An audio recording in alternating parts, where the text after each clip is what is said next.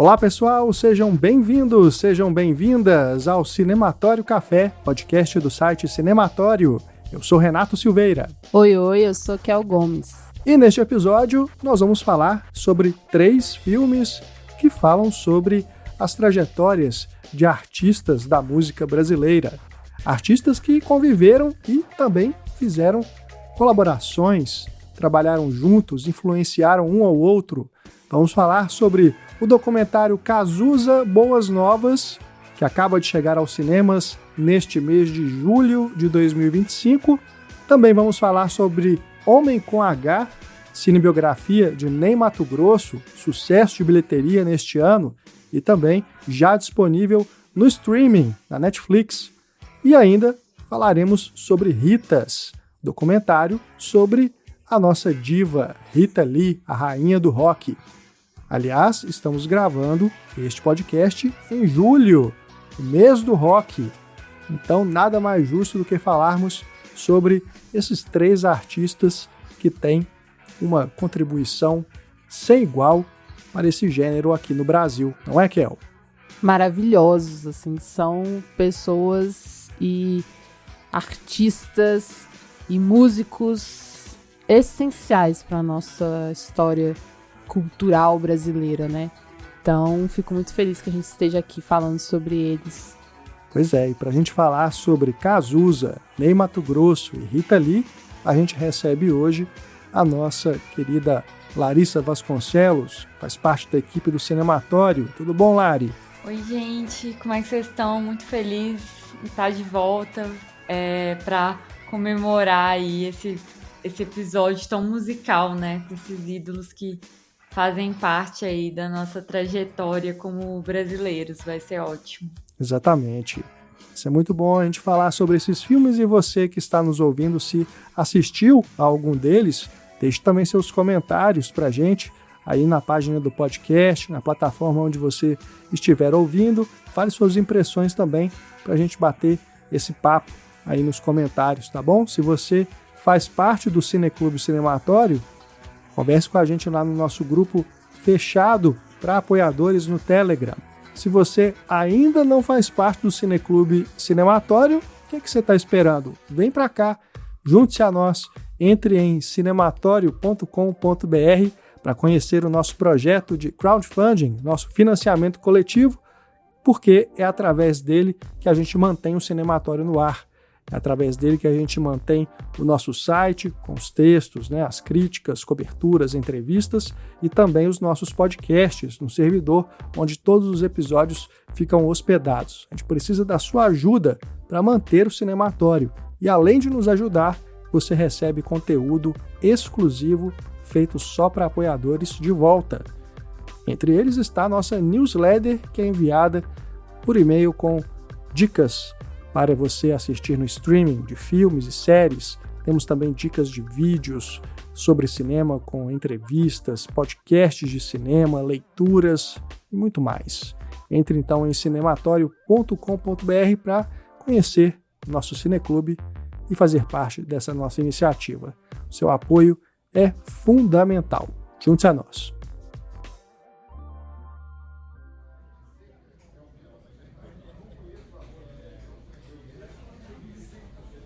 E a gente começa o nosso Cinematório Café falando sobre Homem com H. Afinal de contas, um dos grandes sucessos de bilheteria deste ano aqui no Brasil vem aí na esteira, né, desse sucesso imenso que a gente obteve nas bilheterias com Ainda Estou Aqui. Também tivemos Vitória, né, filme com a Fernanda Montenegro, que também foi um grande sucesso de bilheteria. E Homem com H chegou aí alguns meses, né, no cinema, ficou em cartaz, acho que 2 a 3 meses antes de entrar na Netflix e obteve um resultado expressivo, né? Muita gente indo assistir a história do Ney Matogrosso com o Jesuíta Barbosa no papel desse artista singular da cultura brasileira. O filme é dirigido pelo Esmir Filho e faz ali aquele, não vou dizer nem um recorte, né? Tem recortes da vida do Ney ali, mas a ideia do filme é fazer um panorama, né? Desde o início, né? Mostrando lá um pouquinho da infância, ali quando ele se junta aos Secos e Molhados, depois quando vai para sua carreira solo, até ali nos anos 80, anos 90, não vai pegar aí mais à frente, mas a gente tem inclusive cenas que mostram o próprio Ney, né? Depois que a gente vê o jesuíta interpretando o Ney ao longo de todo o filme, no final a gente tem essa visão, né, do próprio Ney ali no palco, para a gente ter uma conclusão desse filme que, olha, ganhou muitos elogios, né, mas eu sei que também há ressalvas em relação a ele. Eu, por exemplo, tenho algumas. E, por incrível que pareça, uma delas é em relação à música. Olha só, é uma cinebiografia sobre Ney Matogrosso, esse artista que transpira a música, mas eu senti falta de mais música no filme. Quero saber de Larissa e Kel Gomes se vocês também compartilham dessa opinião. Vocês acham que faltou música no filme? Faltou mais, não é que faltou música, mas faltou mais cenas musicais, mais a presença musical do trabalho de cantor, compositor e performer do Ney? Olha, como performer, eu acho que tá de bom tamanho, assim.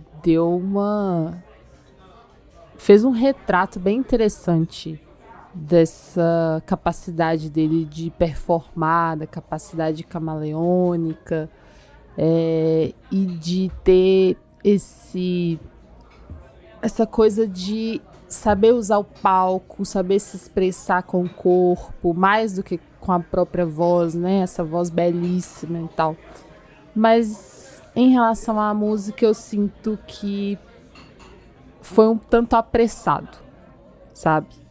Músicas icônicas, trabalhos e discos mesmo, assim, que são super importantes, né, para música brasileira. Eu acho que ficou um tanto apressado, assim. A gente não tem ali no filme, né, a gente não tem uma real dimensão, assim, do quanto que era importante aqueles lançamentos, sabe? No sentido, assim, de que eu não sinto essa repercussão na cena musical, como eu acho que, sabe, foi revolucionário, assim. Eu não sinto recepção de público da época, por exemplo, sabe? Mesmo esse grande impacto que ele estava causando, assim, pra cena musical, né? Eu acho que estava muito centrado em olhar o Ney de uma forma mais íntima, né? De uma forma mais pessoal, assim. Tentando abordar outros temas, né, que estão ali muito ligados a ele e tal, mas a questão musical em si é como se tivesse assim, tá dada, todo mundo já sabe, né, todo mundo já conhece o impacto dele, todo mundo não tem a menor dúvida sobre isso, então eu posso passar sobre isso de forma mais apressada, meio que fazendo um resumo aqui, né, algumas obras inteiras, assim, né? A coisa da reinvenção dele é muito apressado também, né? Como que ele passa de um trabalho a outro. Eu sinto que tem essa estrutura meio episódica, né? Em relação à música. E que, para mim, fica mesmo deixando a desejar, nesse sentido.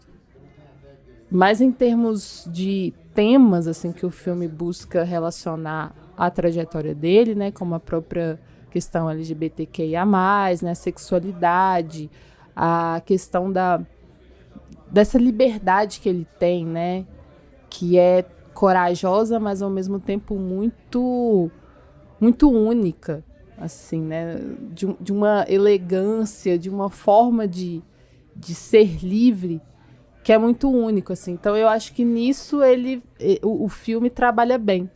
Mas a questão musical realmente é como se ele já tivesse assim, olha, disso aí vocês já entendem, então não vou me aprofundar, não. Eu sinto que o filme falha principalmente ao representar a época dos Secos e Molhados. Também. Porque é justamente isso, se você já sabe quem é o Ney, você já tem essa informação dada, né, do sucesso que ele é, de tudo que ele representou, de o que essa época foi, é como se o filme fizesse assim, olha, é isso aqui, tá aqui, já está representado, vamos embora, vamos passar para frente, né? Sim. Então eu concordo com você, eu acho que acaba que há uma preocupação maior em mostrar a vida do Ney fora dos palcos e fora dos estúdios do que necessariamente esse lado musical dele, no sentido da criação musical, sabe? Não é que não está representado ali, mas está pouco em relação à parte dos relacionamentos interpessoais, por exemplo. Você concorda, Lari? Então, assim, é meio doido porque eu acho que a persona, assim, do Ney Matogrosso, ela é muito reclusa, né? Assim, a gente não sabe tanta coisa dele mesmo. Aí, pensando por esse olhar, assim, essa perspectiva, eu acho interessante o que o filme se propõe. Porém, eu até que não senti tanta falta de música, não. Eu só fiquei com uma sensação meio estranha do filme, que é isso, assim, é um filme grande em termos de duração. Em alguns momentos eu sinto que ele é arrastado, mas ao mesmo tempo ele corre. Então, se correr o bicho pega, se ficar o bicho come, porque eu sou homem, porque eu sou eu. Sim, mas por exemplo, quando vai chegando no final, você já pensa assim, nossa gente, não vai acabar? Eu pelo menos, eu assisti ele 2 vezes, né? Eu assisti uma vez no cinema e agora que estreou na Netflix eu assisti outra vez. E na segunda vez eu acho que foi uma experiência que eu curti mais o filme do que da primeira. Na primeira, sei lá, teve uma hora que eu falava assim, nossa gente, tipo, porque ele estendia em algumas cenas assim, que faziam sentido até serem mais longas, mas ao mesmo tempo era uma super sequência que você ficava tipo, tá, já entendi o que quis dizer. Fiquei com essa sensação do filme, mas é um filme muito, assim, eu acho que a atuação do Jesuíta realmente foi muito sofisticada, né? Talvez seja essa palavra. Eu gosto do pouco do palco que aparece, eu gosto do que aparece. Eu gosto dessa liberdade que a Kel também colocou, que ele tinha, sabe? E realmente a pessoa do Ney me interessa muito. Então eu gostei de saber mais dele. Mesmo eles não entregando tanto também, né? Porque o Ney, pra mim, ele ainda é um mistério, assim. Eu acho que é justamente aí o problema. O filme ele tenta entender, ou melhor, explicar o Ney. Ou pelo menos assim, se contentar com uma persona do Ney. Então, o Ney Matogrosso, para mim, ele é tão plural e enigmático como, por exemplo, o Bob Dylan. Então, eu acho que um filme como o Não Estou Lá, que para mim é uma referência em termos de cinebiografia de artistas da música, poderia ser muito bem aplicado aquele estilo de filme para se falar sobre Ney Matogrosso. Porque eu sempre tive essa impressão também de que é uma pessoa mais introspectiva, mais na dela, né? E ali no filme eu não tenho tanto essa noção nos momentos em que ele não está no palco. Porque quando ele está se apresentando, a gente já viu o Ney Matogrosso, aí não tem nada disso, ele se transforma mesmo, né? Agora, me parece que fora dos palcos ele continua sendo a mesma pessoa. Talvez aí esteja, sabe, esse problema que o filme carrega. Você não sentiu então você não sentiu dentro da atuação essa variação, né? Entre Exatamente. ele no palco. Entendi. Eu acho que o Jesuíta está muito bem no palco. Fora do palco, talvez não seja tão bom assim quanto eu esperava. É o que a gente comentou, né, quando saiu o trailer sobre essa questão dos olhares, né? Exatamente. Porque chamou a nossa atenção que, tipo, o Ney, ele tem um olhar muito específico do palco, né? Que mesmo com maquiagem, né? Você percebe o olhar dele. E fora do palco é outro olhar, né? E no filme parece que o jesuíta tá imitando o Ney o tempo todo, sabe? Então isso me causa um distanciamento. Da mesma forma como nas cenas em que a gente percebe que ele está só fazendo o sincronismo labial. Isso é um problema também, né? Eu acho que tem filmes em que isso é bem executado. Por exemplo, na cinebiografia da Elis Regina, né, Elis, com a Andréa Horta, acho que ela faz um trabalho fenomenal de fazer esse sincronismo, né? E assim, não estou cobrando que o jesuíta faça um trabalho vocal que se aproxime do Ney Matogrosso, não. Mas, por exemplo, quando você pega essa série sobre o Raul Seixas, né, que começou a ser exibida recentemente aí no Globoplay, ali você vê que o Ravel Andrade está cantando, né? Ele interpreta o Raul Seixas e você vê que ele está cantando. É muito diferente, né? Se você lembra, por exemplo, da Sophie Charlotte lá no filme da Gal Costa, é um problema que eu encontro lá e eu encontro aqui no Homem com H. Para mim soa falso quando eles estão interpretando as músicas e você percebe que aquela voz não é a do ator ou da atriz. Eu, assim, na maioria das vezes, eu prefiro que os atores também possam cantar. Porque a intenção não é que se imite, né? Nenhum ator que vai fazer um personagem bem, ele tem a intenção de imitar, né? É sempre um trabalho de interpretação e não de imitação. Então, se é um trabalho de interpretação, eu sempre tendo a preferir que a interpretação também venha com a voz, sabe? E aí não haveria necessidade de que a voz real esteja sendo a voz do ator. Tipo assim, né? Ele então tá imitando. Ali ele tá imitando, porque ele tá apenas dublando. Então ele não tá fazendo uma interpretação, né? Ele tá imitando ali. Então eu tendo a não gostar disso, porque me tira do filme. Nessas horas, quando eu percebo que é uma dublagem, então eu já estou percebendo que ali não há mais um personagem, sabe? Parece que tem duas coisas ali, né? Tem algo de fora do filme.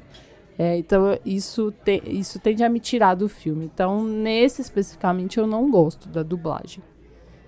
E não consigo me lembrar também de outro que eu tenha gostado. Eu consigo me lembrar muito mais de filmes em que os atores estão cantando e estão fazendo a sua interpretação sobre a voz dessa personagem, sabe? É uma voz muito difícil, né, gente? De você conseguir chegar perto. Mas eu não acho que tenha que ser essa intenção. Eu acho que quando um ator tá cantando com a sua verdade ali, né? Tá colocando a sua emoção, né, do momento e tá passando isso pra cena, você vai acreditar, mesmo que não seja uma voz que, sabe, chegue perto do que é a voz, né, divina do Ney Matogrosso, assim. Eu acho possível, sinceramente, eu acho possível e a gente nunca vai saber como seria. Não tem, né? como. Então é lidar com o que a gente tem. Então eu não gosto tanto. Não gosto tanto e concordo com o Renato que eu não vejo uma diferença entre performer e pessoa do dia a dia, assim.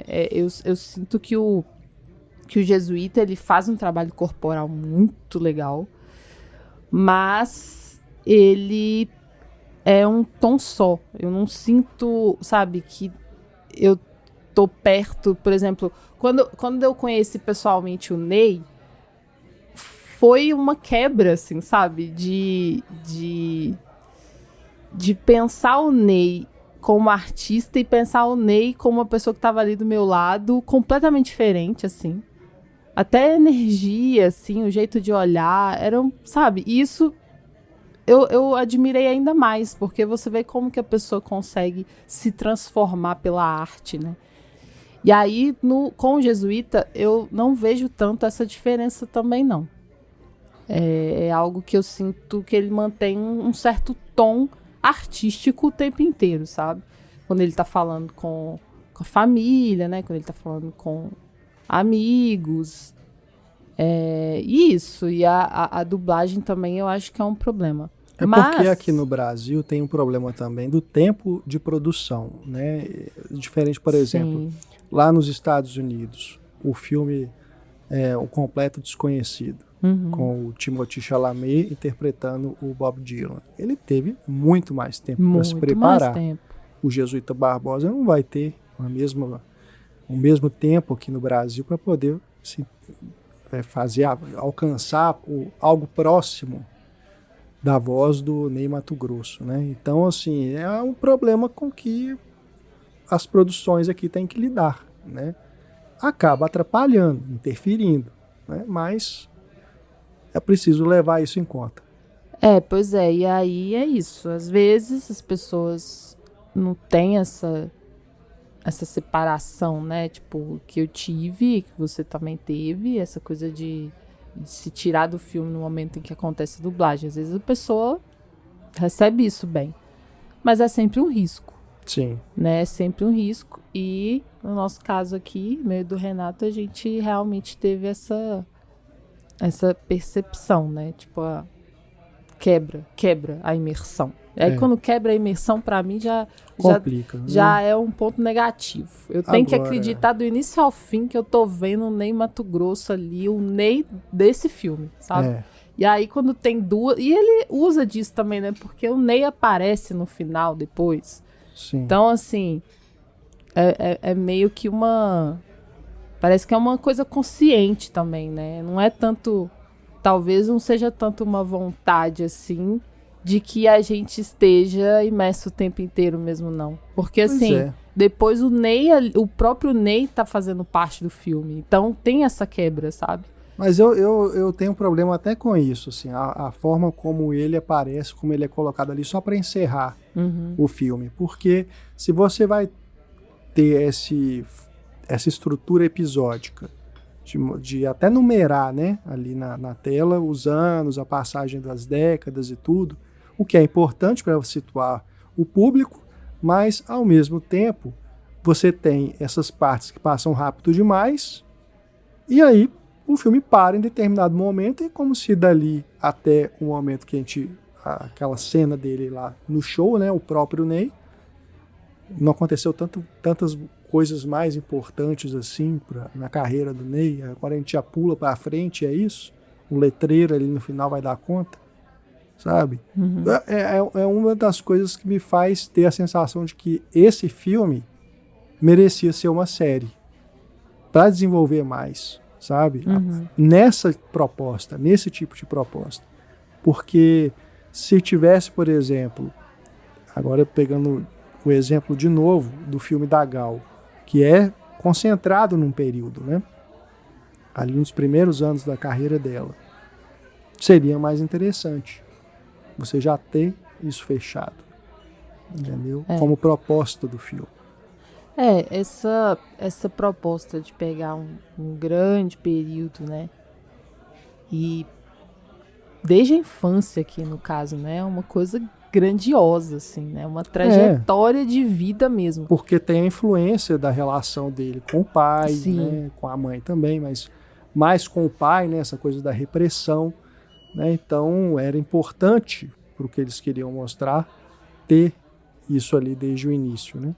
Então nesse caminho, assim, eu acho que acaba se perdendo um pouco mesmo de profundidade investigativa, digamos assim, sabe? Essa profundidade mais psicológica. Porque você está lidando com vários anos de uma vida inteira, assim, né? De uma trajetória grande. Então não tem como se aprofundar. Você só se aprofunda quando você faz um recorte e vai fundo naquilo ali, porque aquilo é um tempo específico, né? Agora, quando são vários tempos, a pessoa está atravessando vários tempos de uma sociedade, da própria vida, de pessoas que conhece e que depois vão embora, pessoas que ele deixa de conviver, pessoas que morrem. Sim. Então, assim, pela própria estrutura, né, de uma trajetória longa, não dá para se aprofundar. Pois é, então, porque nesse ponto aí o que eu mais gosto do filme é de mostrar a relação dele com esse período da ditadura, né, ali nos anos 70, quando tinha uma repressão em cima dos artistas, né, você vê que tem até aquela cena que vão os censores lá no camarim, né, é uma cena até bem engraçada. Isso eu acho estranho, sabe? Ser cômico. Não, mas é porque ali eu acho que não é que é cômico, eu acho que é irônico. Pois é, mas eu gosto daquela cena, você não gosta? Eu mixed feelings. Eu acho que no momento eu gostei, depois eu pensei, mas sobre a ditadura, o que fica é aquilo. Tipo assim, do filme. Eu não acho. Eu acho que sei. O que é mais interessante é onde o filme podia recortar e se aprofundar. Como que um artista como Ney Matogrosso, que é tão, né, pra frente, que quer tanto promover essa liberdade de ser, né, ali no palco, conseguiu existir e alcançar um sucesso durante esse período de repressão, sabe? Então acho que se o filme fosse sobre isso, ele poderia ser melhor. E o Ney como artista também, eu acho que isso daí é uma coisa que dá pra captar no filme, é que ele tem esse deboche. Assim como a Rita Lee, ele debocha da masculinidade, ele debocha dessa coisa de performar, né? O que é ser homem? Tanto é que na hora que ele... Inclusive é uma cena que eu gosto muito também, que é a cena que ele canta finalmente essa música do Nome, que o Gonzaguinha fala, tipo... Que ele ficava assim... não sei se vale a pena, eu não cantei forró, né? Assim, como se ele estivesse se apropriando, né, de uma cultura que não pertence a ele. E o Gonzaguinha até fala, cara, mas se não for você cantando essa música, a música ganha outras camadas. E essa cena dos censores, eu acho que é muito disso. Porque o que o Ney tava fazendo, assim? Tipo, ele tava com o álbum Bandido Coração, que foi... Inclusive, a música foi escrita pela Rita Lee pra ele, que também é uma música super divertida e leve, mas ao mesmo tempo não é leve, porque só o fato dele estar performando no palco já é um ato, assim, né? É um homem todo maquiado, nos anos 70, ficando nu no palco, e aí um censor da ditadura super machista tendo que ir lá e pedir pra ele fazer menos movimentos com a pelve, sabe? Não acho que diminui a seriedade do que estava acontecendo, sabe, Kel? Nessa eu concordo com o Renato. Eu entendo as questões, mas eu até gosto dessa coisa do filme explorar tanta coisa, porque tinha muitas coisas que eu não sabia sobre o Ney e eu descobri vendo esse filme, né? Porque o Ney também, eu nunca vi nenhum documentário dele. Tipo, essa relação dele com o pai.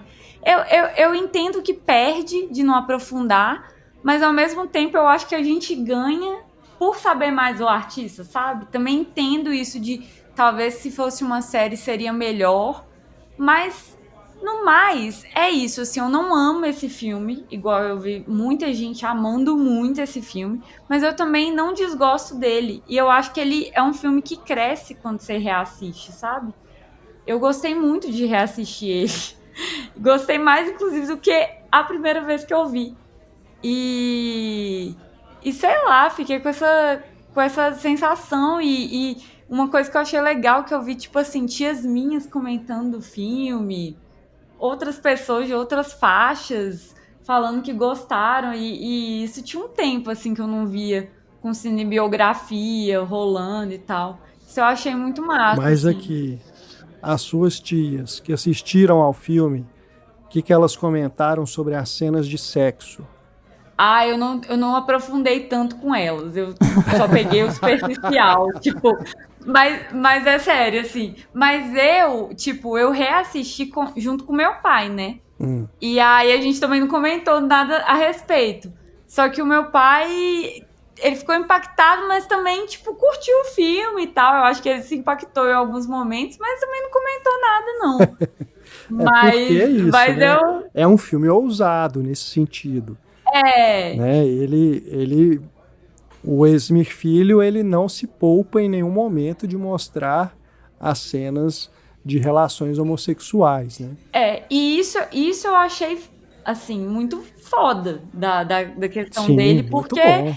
ele faz isso de uma maneira muito bonita, Sim, que assim, eu achei exatamente. as sequências muito bonitas mesmo. No cinema foi impactante, sabe? Ver, e são sequências longas, né, com música e jogo de luzes, assim, achei muito chique, acho que essa que é a palavra. Claro que talvez impacte diferente, né? Depois eu vou perguntar à minha tia o que elas acharam mais profundamente do filme. Mas até isso eu acho legal, sabe? Tipo, não, vamos fazer um filme. Não sei se é 18 mais ou 16 mais, mas tipo assim, não é um filme para todos os públicos etários, não é family friendly, né? Vamos dizer assim.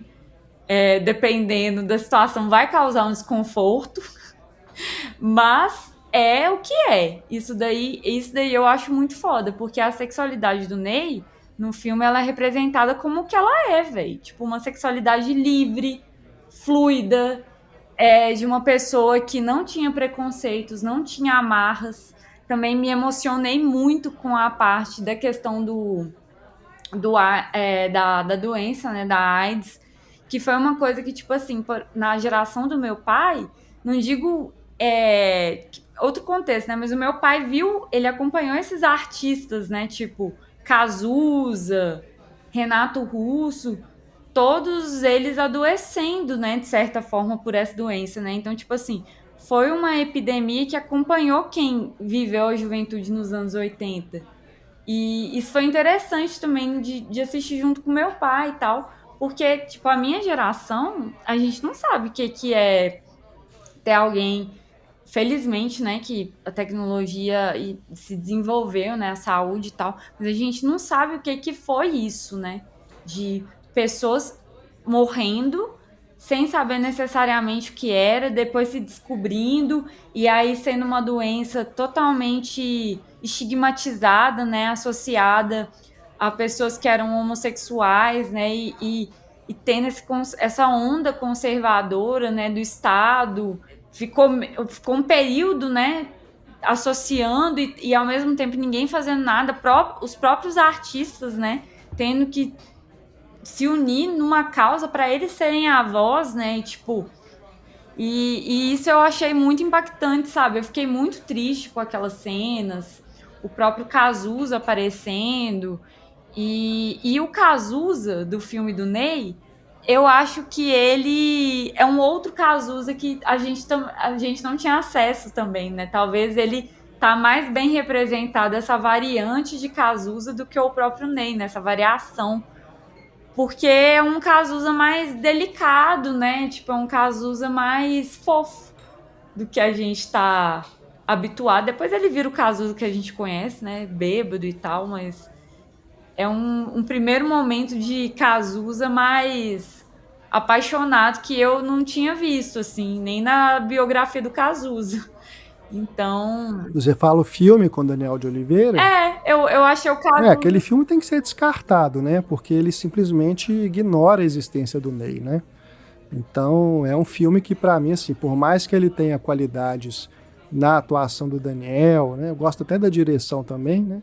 Mas, da Sandra Werneck com o Walter Carvalho, mas só por esse fato, né, de ser um filme que elimina a existência de alguém que foi tão importante, é um filme que, para mim, ele é, sabe, ele deixa de ter os seus méritos.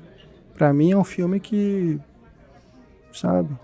Exatamente. Então, e assim, o Ney, né, não só romanticamente falando, né, mas também profissionalmente com Cazuza, ele foi uma pessoa chave, assim, né, ele dirigiu o último concerto do Cazuza antes do Cazuza morrer, né, Pois tipo é. Assim.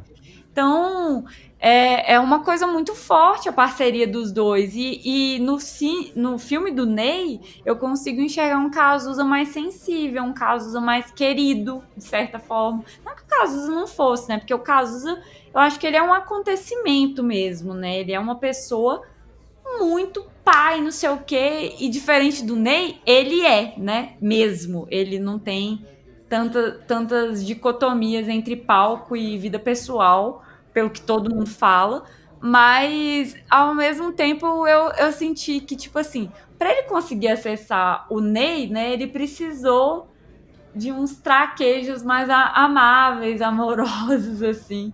Isso é muito bonitinho, assim, que eu achei esse pequeno momento do filme também. Em relação a essa abordagem queer, eu acho fantástico. E eu não esperava menos do Esmir. O Esmir Filho já é uma referência nisso, né? No modo como filma, a homossexualidade, o queer mesmo. Também como ele sabe filmar desejo. Acho aquela sequência no quartel, por exemplo, muito boa. Sim, porque ali sim. é esse homoerotismo, sabe, intenso e nos detalhes. Então eu acho que ele tem esse domínio e o filme é impecável em termos de estética mesmo, né? Estética queer. Aquela sequência que ele vai beijando várias pessoas, né? Sim, muito boa, muito boa. As cenas de sexo eu acho fabulosas, são elegantes e tesudas. Embora você vê que ele sabe onde sombrear, onde cortar, porque afinal é um filme mais comercial. Então você vê que ele vai até um limite, tem um certo limite. É como tem que filmar uma cena de sexo, um filme comercial. Para um filme comercial. Ele tem a liberdade dele, né? Mas você vê que também não se torna incômodo em nenhum momento, assim. Exato. Né? É algo sempre bonito de se ver. E aí eu gosto muito. Também gosto bastante do Cazuza aqui. Concordo com o que vocês disseram. E é isso. Eu acho que no fim das contas, o que me incomoda no filme é mesmo a questão musical, né? Tirando essa abordagem musical menos dedicada, eu gosto também. Eu acho que ele faz um bom trabalho, assim, de maneira até a apresentar o Ney Matogrosso, como a Lari falou, né? Pra quem não conhece a história, eu acho que ele tá fazendo uma boa apresentação, sabe? Dessa trajetória, assim. E com cenas belíssimas, né? Então, no fim das contas, não é um filme que eu amo também, mas vejo muitas coisas boas. Bom, e como a gente falou dessa relação do Ney com o Cazuza, é o nosso gancho para falarmos sobre Cazuza Boas Novas. É quase que um spin-off, né? O lançamento desse filme depois do sucesso de Homem com H. O documentário ele foi exibido no Festival Inédit Brasil, antes de chegar ao circuito comercial. O filme tem direção a quatro mãos, né, do Roberto Moretti e do Nilo Romero, sendo que o Nilo Romero foi um amigo e parceiro de trabalho do Cazuza, né? Então esse documentário ele vem para somar e mostrar o quanto que 2025 tem sido um ótimo ano para a música brasileira no cinema, né? Sucesso aí de Homem com H. Tivemos documentário sobre Milton Nascimento também, né, no primeiro semestre, dirigido pela Flávia de Castro. Milton Bituca Nascimento. 2 documentários sobre a Rita Lee, né, o Ritas, que a gente vai comentar aqui hoje. Também teve Rita, Mania de Você, lançado na HBO Max. E ainda a série sobre Raul Seixas, né, entre vários outros, né. O Inédit Brasil, esse festival que eu comentei, é uma ótima pedida para você que quer ver música brasileira no cinema, né, porque são muitos documentários e muitos que ainda não estrearam, alguns nem chegam a estrear, né, comercialmente. Então é uma ótima plataforma para você ter contato, né? Infelizmente o festival só acontece em São Paulo. Ele até tinha edições itinerantes, mas já tem um tempo que não acontecem. De todo modo, para quem tem a oportunidade de ir a São Paulo, de estar em São Paulo e conferir, é um excelente festival. Alô, Inédit, pois é, volte a fazer as suas itinerâncias. Rodar. Tem criança chorando aqui, viu? Mas voltando aqui ao Cazuza Boas Novas, o Nilo Romero, ele foi baixista da banda do Cazuza, né? Também foi produtor musical dele, trabalhou com ele na turnê O Tempo Não Para, né, que foi uma das mais marcantes da carreira do Cazuza, ajudou a produzir o disco Ideologia, né, entre outros ali nos últimos anos de vida do Cazuza.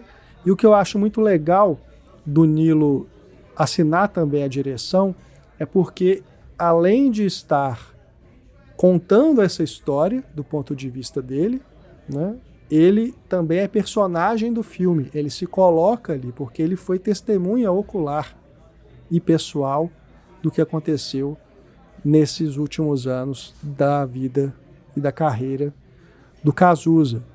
Então é muito emocionante.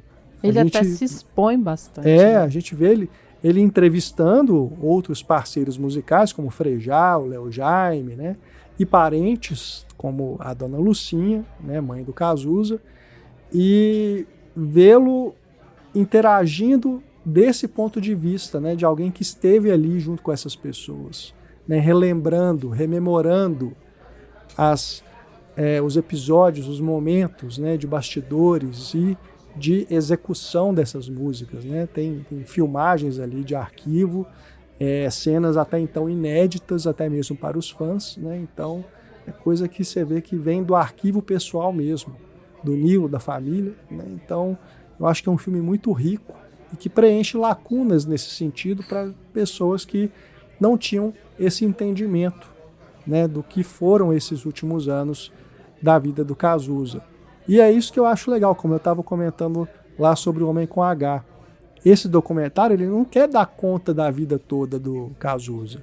Ele pega esse recorte. E aí que eu acho bacana que ele consegue se aprofundar nisso e trazer para a gente uma dimensão mais intimista, né, do que foi o Cazuza ali naquele momento tão difícil que ele estava lutando contra a AIDS. É uma abordagem bem íntima mesmo. Eu fiquei, assim, bem emocionada, sabe? Porque, apesar de se basear muito, né, em entrevistas, né, são entrevistas de pessoas muito próximas do Cazuza, né?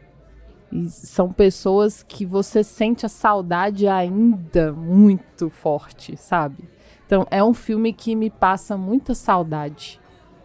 Muita saudade. E é como se ele tivesse acabado de falecer, sabe?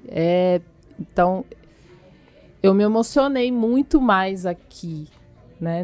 Nesse tipo de abordagem, assim, né? De ouvir as pessoas que estavam próximas a ele, que cuidaram dele, que trabalharam com ele até o último momento.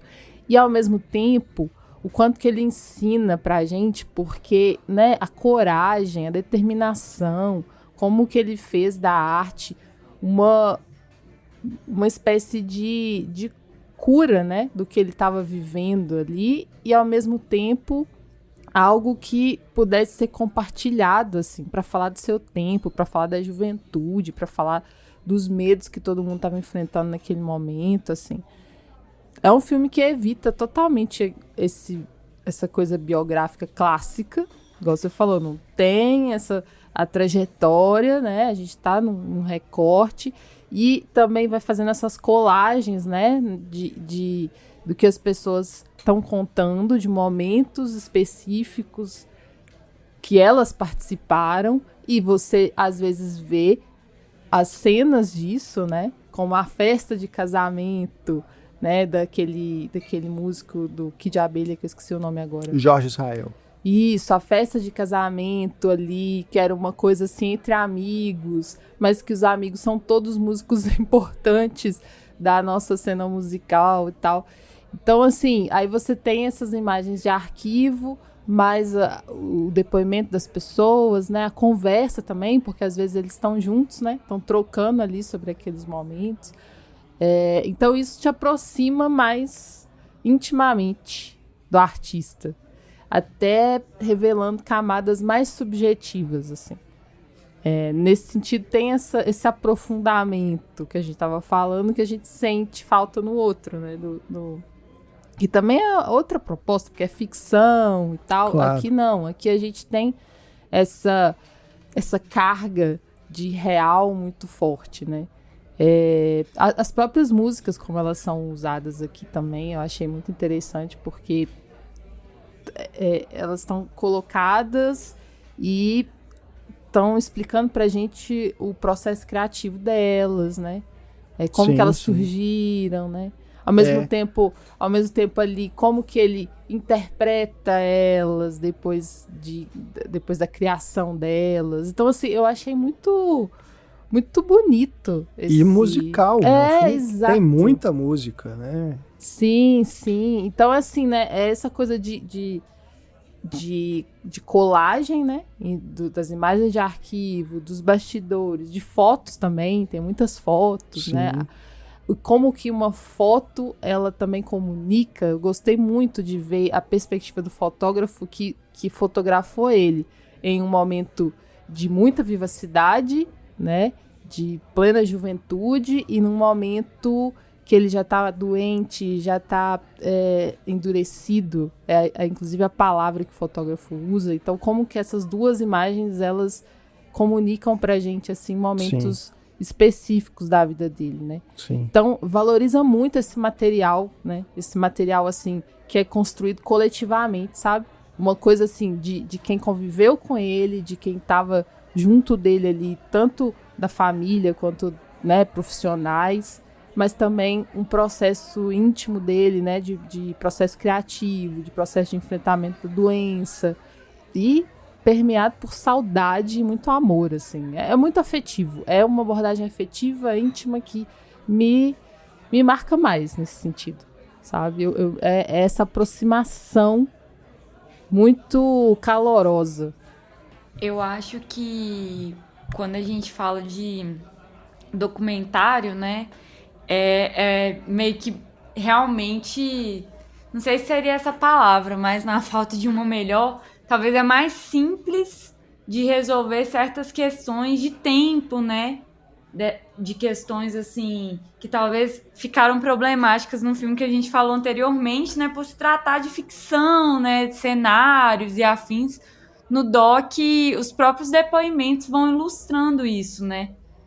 E aí ele consegue aproveitar de maneira melhor 1h30, né? Que é o que tem esse filme, com mais profundidade a respeito de quem foi o Cazuza nesse período, né? Que também, claro, que tem um recorte, né? Mas eu concordo com tudo que a Kel falou, eu achei muito bonito. Na hora que vocês começaram a falar, o Renato até falou que eu ia falar exatamente isso, que é muito musical, né?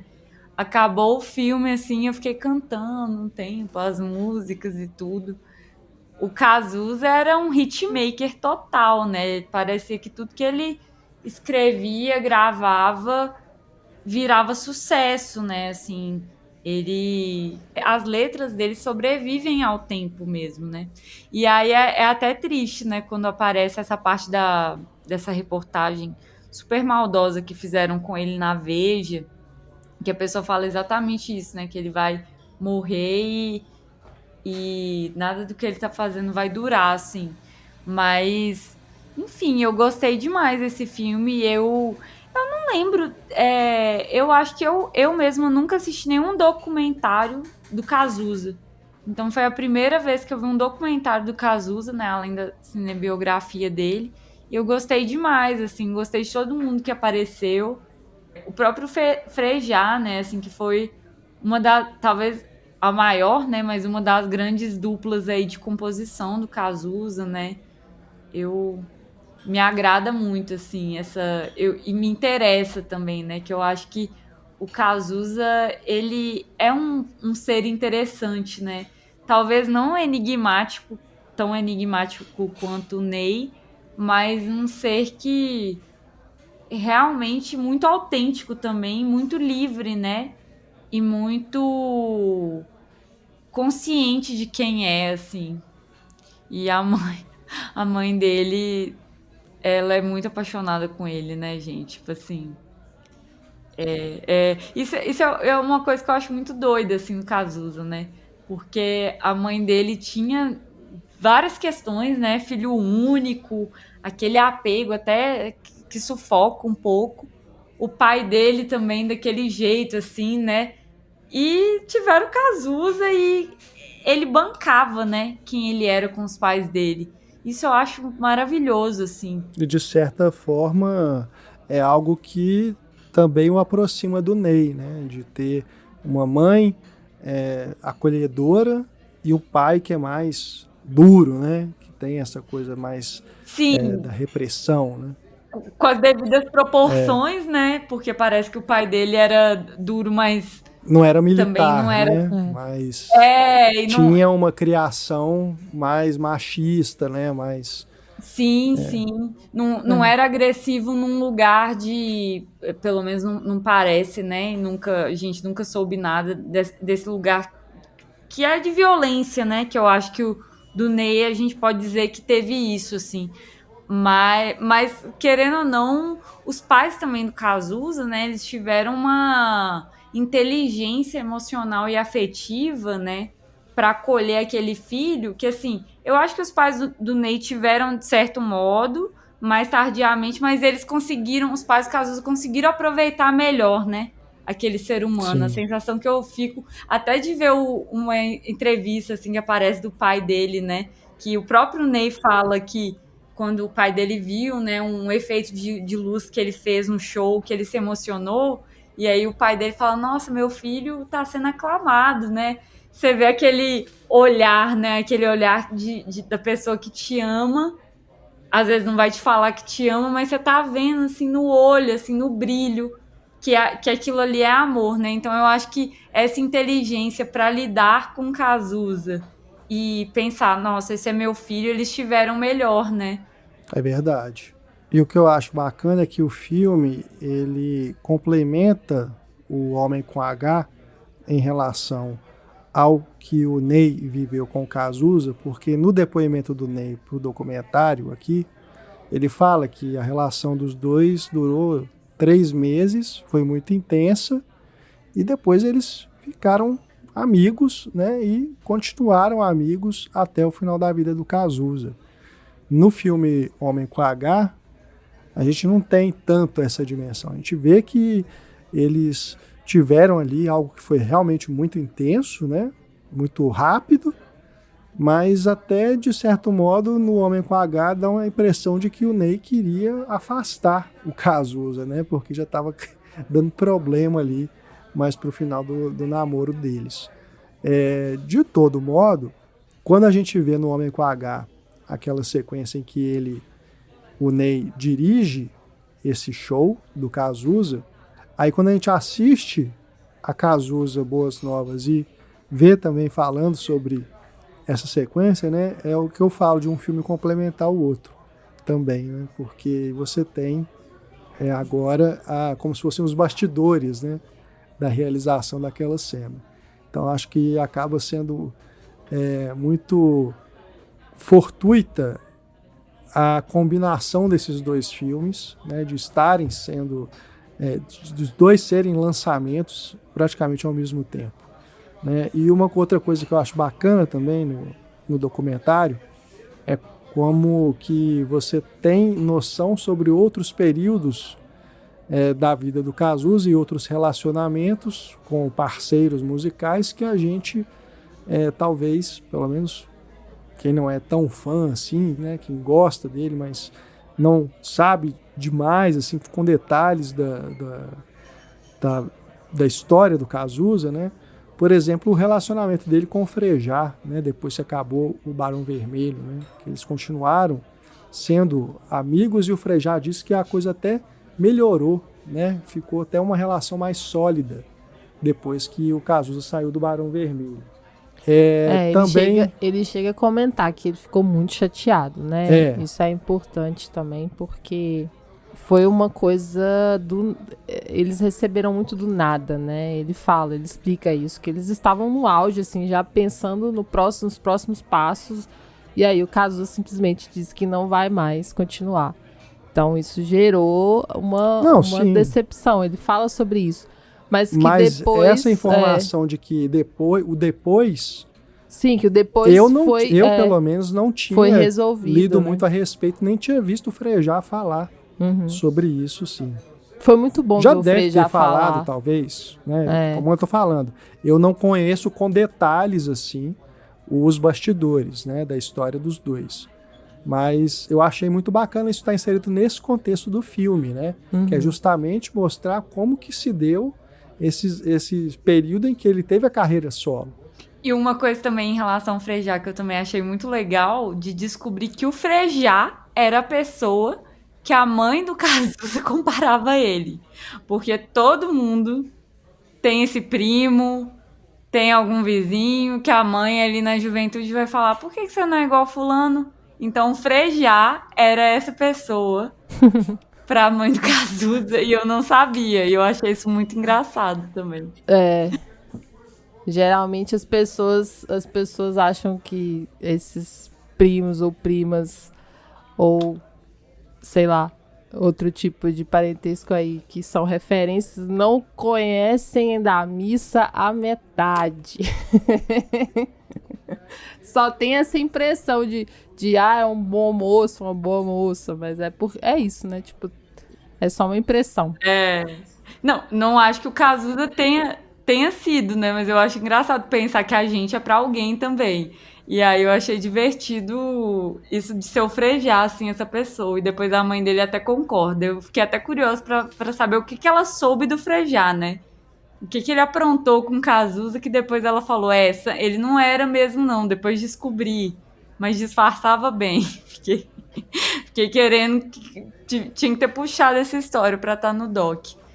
É muito rico, assim, eu gosto porque além, né, dessas relações todas que a gente tem um aprofundamento, assim, que a gente descobre coisas, a gente vê esse clima, né, de uma juventude que quer mudar o país, sabe, que quer construir algo diferente, né, isso de que tá vindo da ditadura ali, como o Léo Jaime estava falando, né, era uma vontade de viver a liberdade. E aí, de repente, essa vontade é atravessada pela AIDS, sabe? Então, que tempo histórico complexo é esse, né? E aí, de certa forma, você também tem, no Cazuza, uma extensão do trabalho do Ney.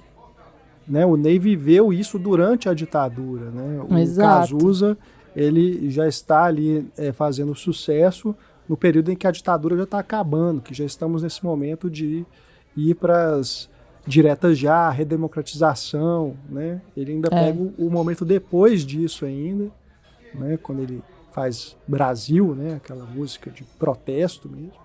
E ele, enquanto esse jovem, né, bem nascido, né, num ambiente de conforto, ainda assim transgressor, né?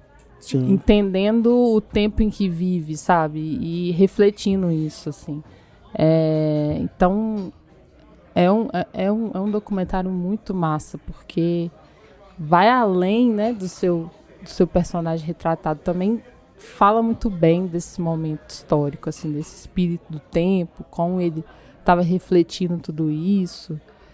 Ao mesmo tempo que passa pra gente todo o peso, né, dessa coisa da AIDS, porque todos eles comentam, né, que eram as pessoas, os amigos muito próximos, vários morrendo, uma coisa que ficou forte pra mim foi quando ele falou que a pessoa estava desaparecendo aos poucos, né? É forte. Isso é muito forte, assim. E o Cazuza, gente, eu fiquei impressionada porque esse filme dá uma dimensão pra gente, assim, do quanto que ele foi guerreiro até o final, né? Do quanto que ele tava mesmo se alimentando da arte e alimentando o país com a sua arte também, assim, até o final, cara. Ele tava pensando, olha, esse é o tempo que eu tenho e é o que eu vou fazer. É música. Então, assim, foi bacana ter essa dimensão de como as pessoas que estavam ao redor dele também não entendiam muito bem como lidar com isso, né? Porque tinha que trabalhar de uma maneira muito mais intensa, muito mais pra ontem, tudo pra ontem. Mas era o que o cara tava vivendo, né? Essa coisa da urgência da vida, do tempo curto que ele tem, sabe? E isso ser revelado nas músicas, no trabalho que ele tá fazendo, assim. Em tempo real, praticamente, né?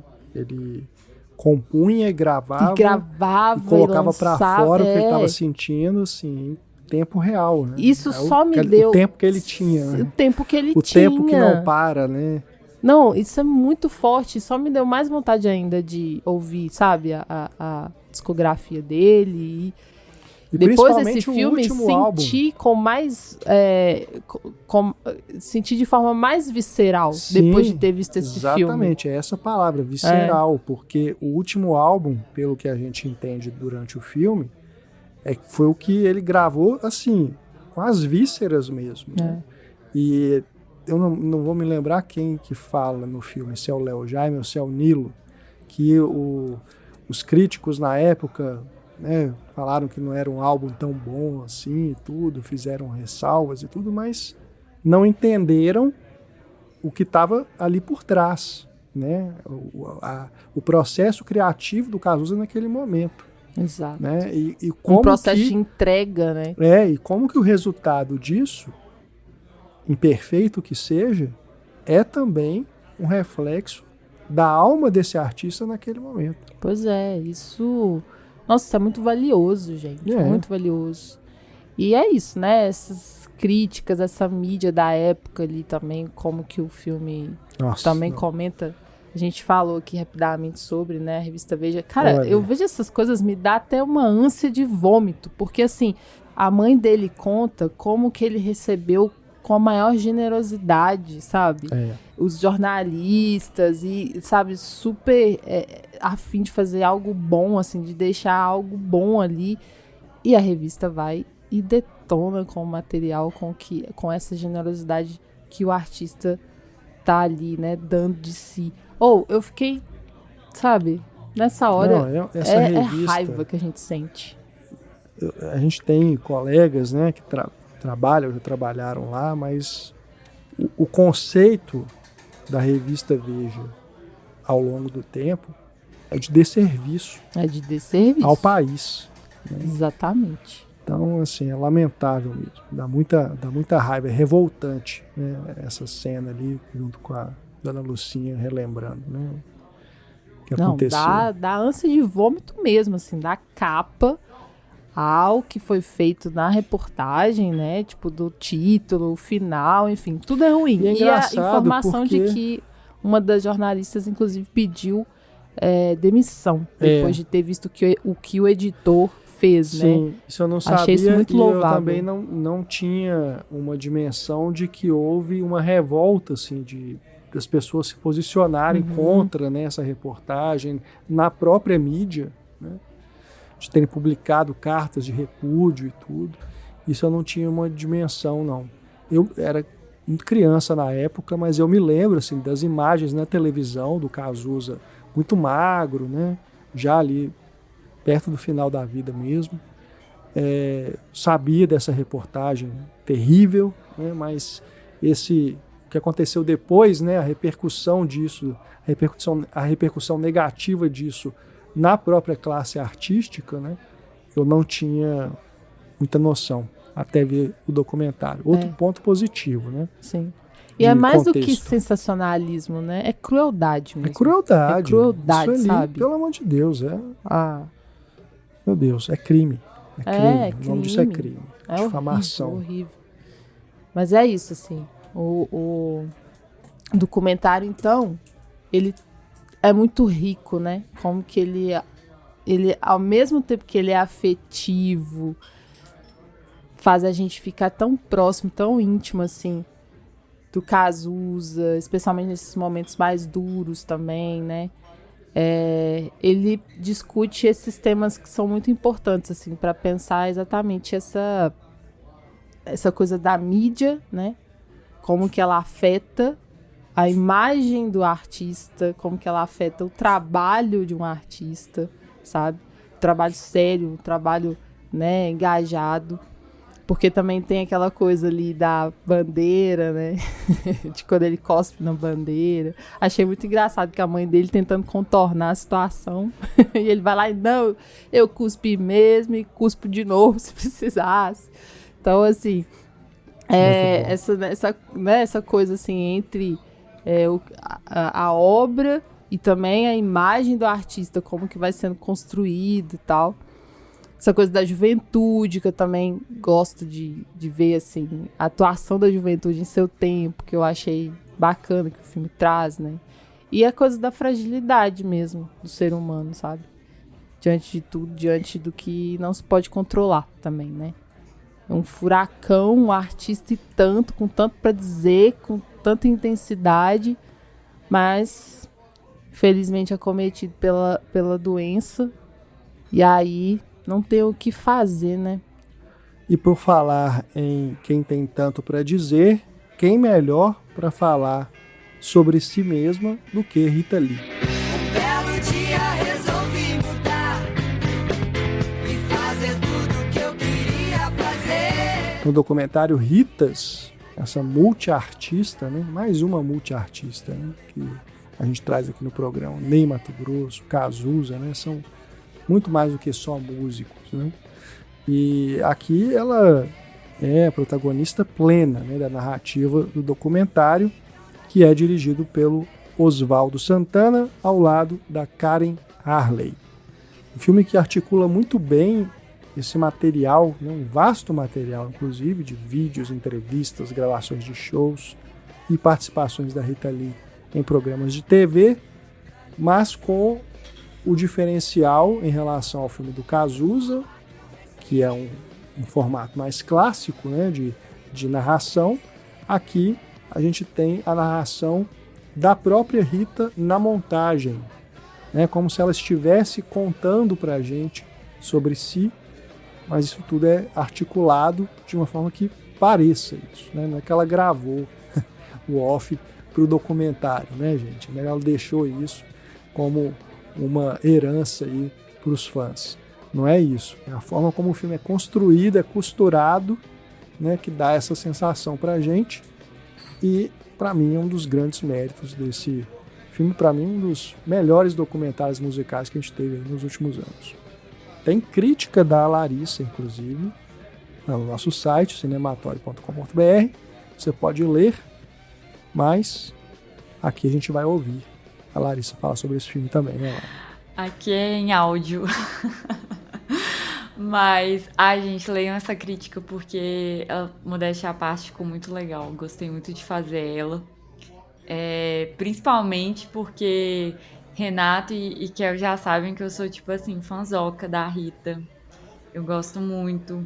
Me aproximei, aquelas, né, super íntimas, mas me aproximei dela. Tive a sorte, um pouco antes dela falecer, li as autobiografias, né, que ela fez e tal. E, sei lá, eu tenho essa sensação que quando a gente conhece um pouco da obra da pessoa enquanto ela tá viva, é uma outra... Sei lá, é aquela coisa de viver no mesmo tempo, sabe? Então, dá uma outra proximidade e beleza, sabe? Não que deixe de ter agora, né? Que ela tá em outro plano, mas...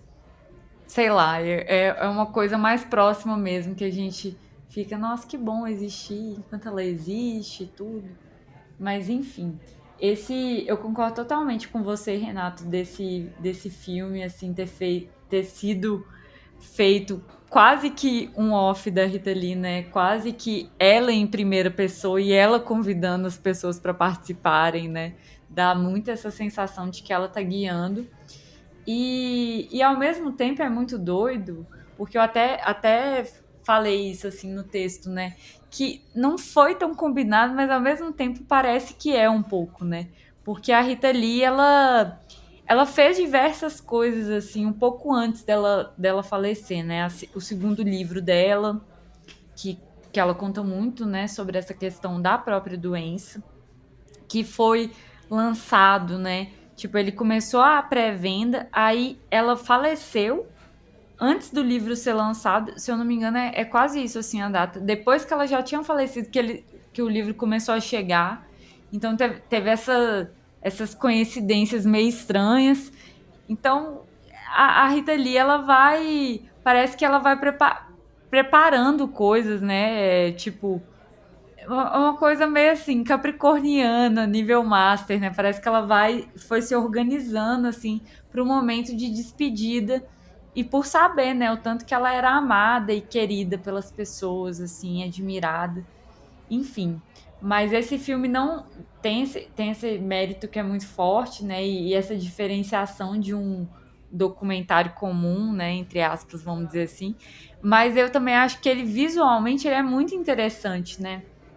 Ele tem umas brincadeiras com próprias coisas que são vídeos que ela gravou, né? Assim, que ela contando para a câmera, né? Um que eu gosto muito é quando ela conta uma história da gravadora, que a gravadora, antigamente, eles tinham mania de infiltrar uma pessoa em shows, né? Pra ver como que o artista tá saindo e tal. E aí eles fizeram isso com ela e fazem uma reunião. E aí, quando ela vai contando essa reunião, eles vão fazendo coisas cartunescas, né? Pra não ficar só ela contando. Eles vão, tipo, desenhando executivos e tudo. E eu achei isso tão Rita Lee também, essa brincadeira, porque a Rita Lee também desenhava, né? Que é um outro talento que a gente vê no filme, né? Que ela mostra alguns desenhos, e aí ela mostra, tipo... É tudo muito meio mágico com ela, né? Assim, ela tinha uma atmosfera muito colorida, muito cativante, assim, psicodélica, esotérica, não sei dizer a palavra que resume, acho que nem precisa, né? Mas eu gosto também, além dessa parte de primeira pessoa, dessa parte visual e também musical, né? Que o documentário vem muito. E o legal, né, que como o da Rita saíram dois, né, claro que a gente vai comentar mais o do Ritas, mas o que saiu da HBO já segue um padrão mais convencional, só que ao mesmo tempo, quando você assiste os dois, é muito legal porque um complementa o outro. Um tem, sei lá, mais o Roberto falando, e aí você fala, que legal, um ponto de vista. Então, eu gosto que, assim, eles não entram para disputar atenção, eles entram para complementar.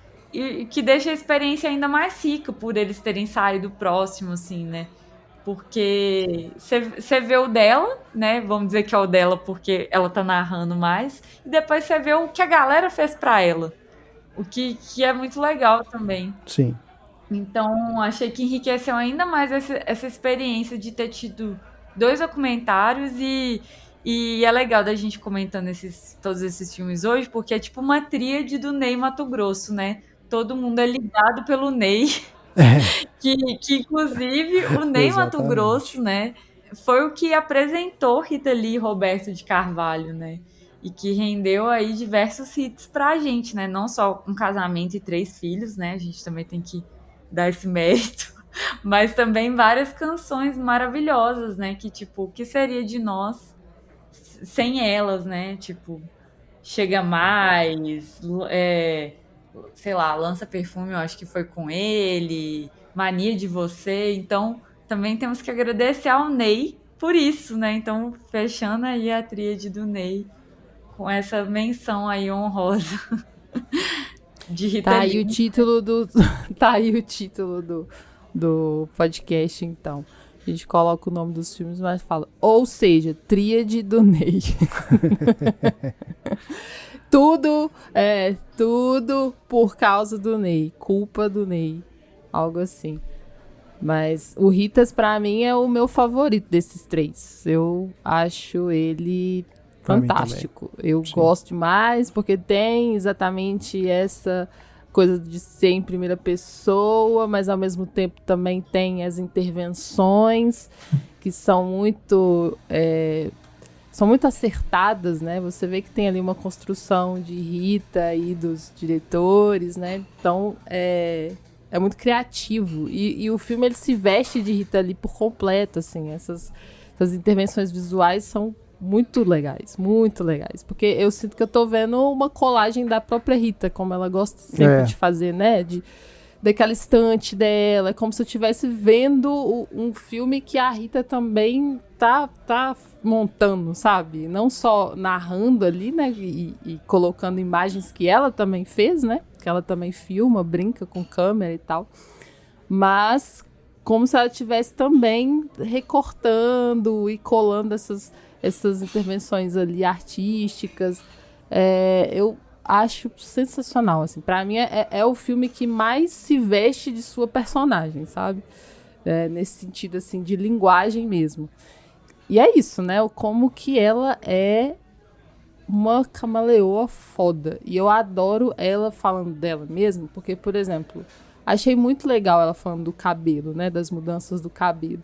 Essa coisa de começar loira, né? No início da vida, da carreira, na juventude e tal. Depois ir pro fogo do cabelo vermelho, que ela fala de sol na cabeça. Eu achei isso muito simbólico, assim. Porque tá com full power, né? Ali de conquistar, de desbravar e de tudo que ela...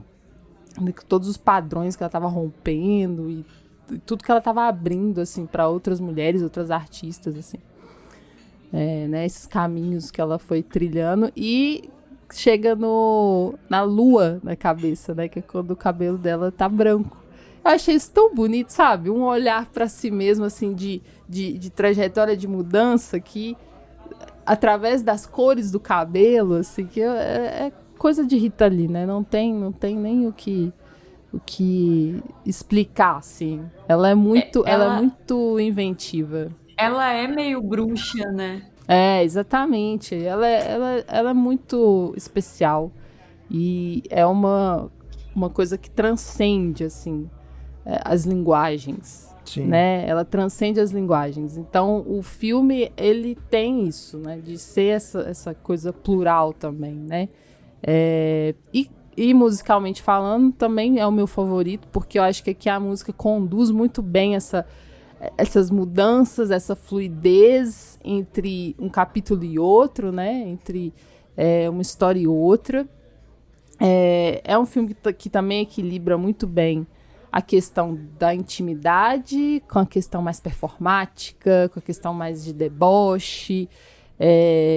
Também equilibra muito bem a coisa dos usos ali dos arquivos, né, dessas animações que a gente está falando, né, as imagens de show também. Tá tudo muito, muito bem colocado, muito bem montado, sabe? Tá irreverente, sim, mas ao mesmo tempo tá afetivo, né? Tem essa coisa do caleidoscópio que eu acho massa também, né? Porque você entra nessa viagem que é a vida dela, a cabeça dela.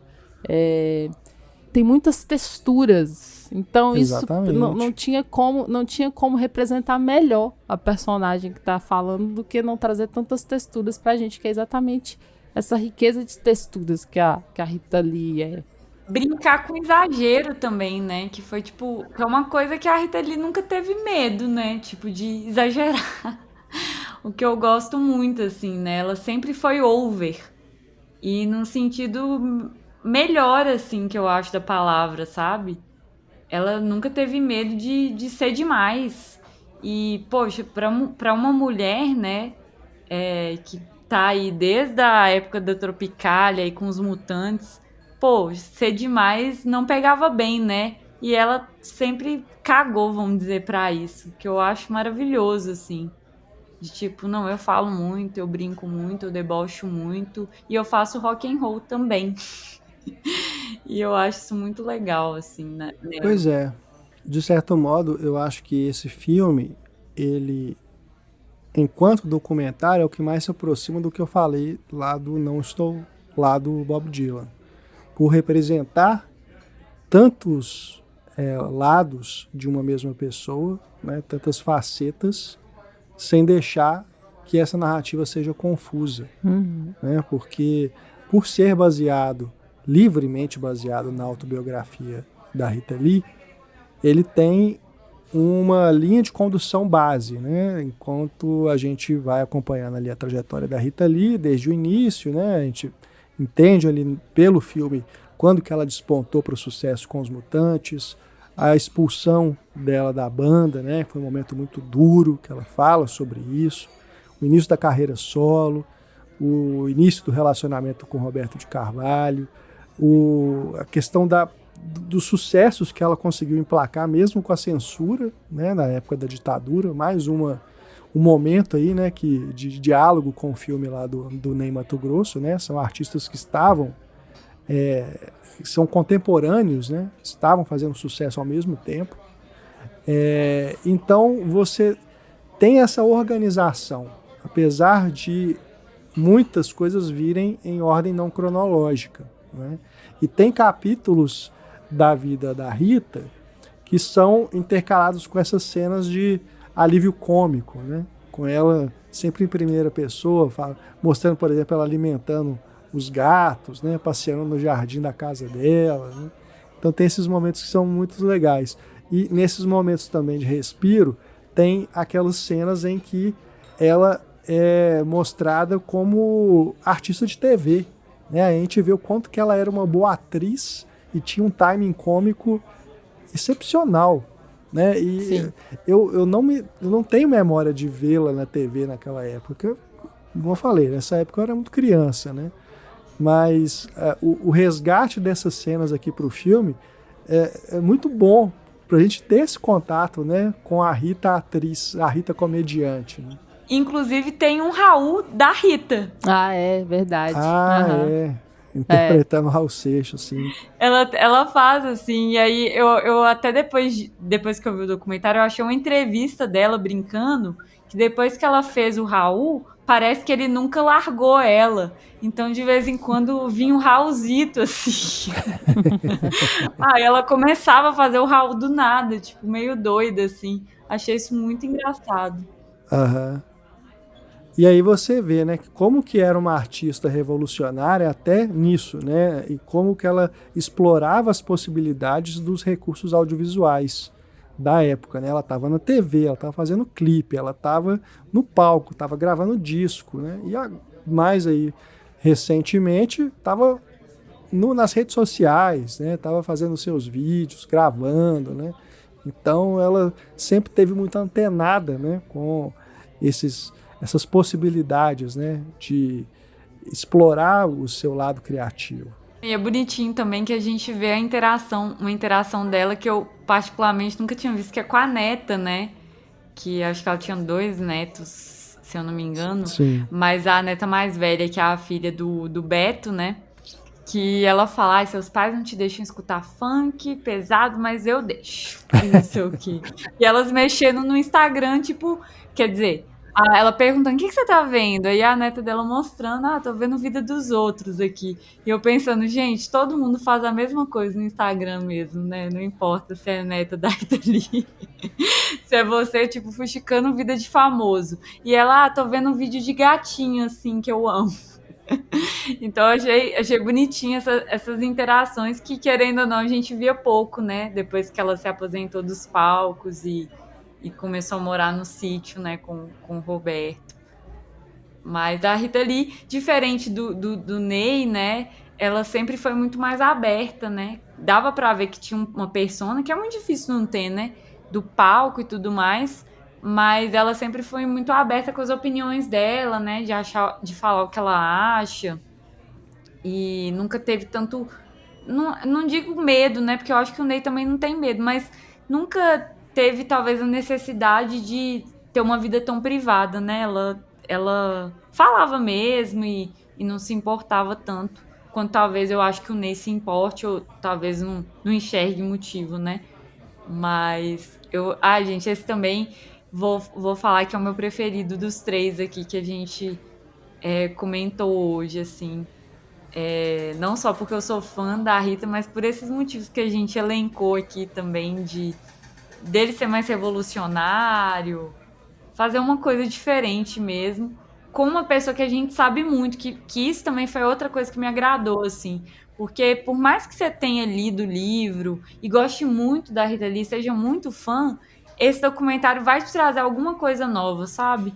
O que eu achei muito massa e inteligente, sabe? Deles fazerem, não só as filmagens inéditas que tem nele também, mas alguma coisinha nova, algum enredo, nem que seja isso que o Renato comentou, dela atuando, ele vai te trazer algum refresco, assim, da história da Rita Lee, o que foi uma coisa que eu gostei demais, assim, dentro dele. Só de ter também, né, a última entrevista dela como, né, parte desse documentário já é uma preciosidade, assim. Cada material não visto ainda, e eu espero que tenha mais coisas por aí. Sei lá, músicas que ela deixou pra trás, enfim. Porque fica essa vontade, né, de que, claro, tudo que ela já fez já é um legado, assim, inesgotável. Mas eu sempre fico pensando, assim, no que foi deixado e que a gente ainda não conhece, sabe?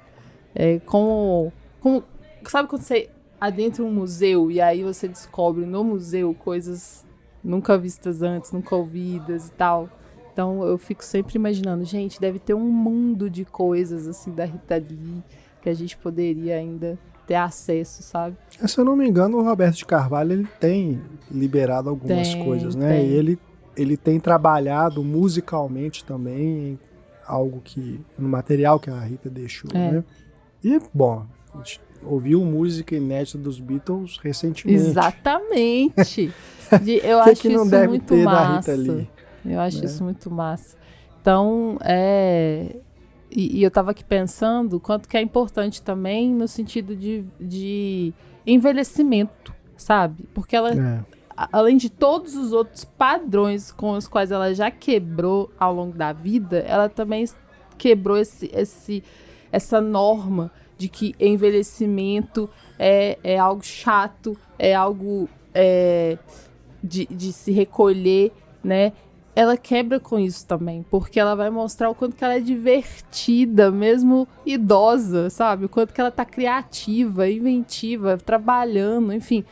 Isso é muito rico também, né? No sentido de que o filme também tá falando sobre envelhecimento, sabe? Também tá falando sobre uma pessoa que chegou à idade, né, de maturidade, assim, que a gente não vê sendo representado, sabe? Dessa forma, né? Então, é importante também nesse sentido, assim, do envelhecimento da mulher, mas de maneira muito, muito livre, ainda muito livre, sabe? E é lindo mesmo essa interação com a neta, que aí a gente vê, né, essa coisa das diferentes gerações, como que ela se deixa, como ela se influencia pela neta também. Isso é massa. Muito bom. E algo importante aqui, porque a gente começou, né, falando sobre rainha do rock, mas na verdade ela não gostava muito desse termo, que ela preferia padroeira da liberdade. Maravilha. Então deixemos registrado aqui que Rita Lee, nossa eterna padroeira da liberdade. Exatamente. Olha, assim, um presente mesmo, né? A gente ter esses 3 filmes neste mesmo ano, né? A gente saber mais aí de Ney Matogrosso, Cazuza, Rita Lee, né? Como eu falei, a gente teve também aí documentário sobre o Milton Nascimento esse ano, tem a série do Raul Seixas, né? Deve ter muitas mais coisas ainda por vir, e é bom a gente ver que o nosso cinema atingiu uma maturidade nesse gênero, né, de documentários musicais, porque os filmes têm ficado cada vez melhores, né? Cada vez mais as estruturas desses filmes sendo mais complexas, né? Esteticamente também esses filmes sendo mais criativos, então é muito bacana, né, ver que esse gênero de documentário musical tem se tornado tão rico para o nosso cinema. Exatamente, isso é bom demais. E eu fico aqui documentário e torcendo, cinebiografias, né? Que também viraram outro gênero. Cinebiografias em seus vários formatos, né? Docs ou fix. E eu fico na torcida para que o meu amado Renato Russo consiga ter uma obra que faça jus ao seu legado, à sua história, e que o herdeiro dele não empate as coisas, sabe? Vai aí meu recado para o herdeiro do Renato Russo, porque ele não pode empatar que um grande filme ou uma grande série seja feita sobre Renato Russo. Gente, a gente merece. Com certeza. Bom, quero agradecer aqui a Lari por ter estado conosco aqui nesse podcast, por ter conversado com a gente aqui sobre esses 3 filmes.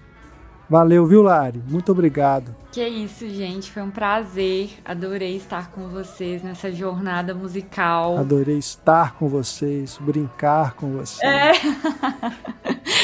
Terminando com Rita Lee, mas é uma odisseia que eu acho que é do Ney, né? A gente pode homenagear ele, porque inclusive tá chegando a temporada dele, aniversário dele é 1º de agosto. E foi ótimo estar com vocês. Tudo aí que você falou, Renato. E até a próxima, galera. Comentem, né, se vocês assistiram aos filmes, né, e quais que são os preferidos de vocês, né, se vocês concordam aí com a gente. Vai ser muito massa a gente trocar essa ideia aí com todo mundo que escutar esse episódio. Massa, Lari. Valeu. A você que nos acompanhou também, nos ouviu, muito obrigado. E a gente volta a se falar no próximo podcast. Um beijo, gente. Até a próxima. E vamos ouvir muita música agora, tá? Grande abraço, pessoal. Até mais. Tchau.